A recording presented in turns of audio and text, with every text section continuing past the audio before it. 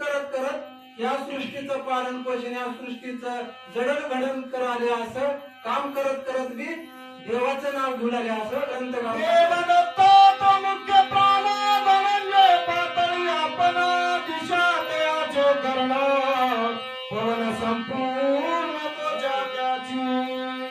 देवदत्त आहे ती प्राण आहे म्हणले त्या विराट अवताराचा, आणि पीत वसन कान आहेत म्हणले त्याचे, आणि वार जे असते ती वार कुठं कुठं असते, वार सगळीकडेच वार असते, ती वार म्हणजे त्याची विराट अवताराची त्वचा आहे असं समजावं असं ग्रंथकार. अग्नितयाचे वदना चरणी पाताळी वामन ऐसा विराट पुरुष पूर्ण सत्वरण मायासे.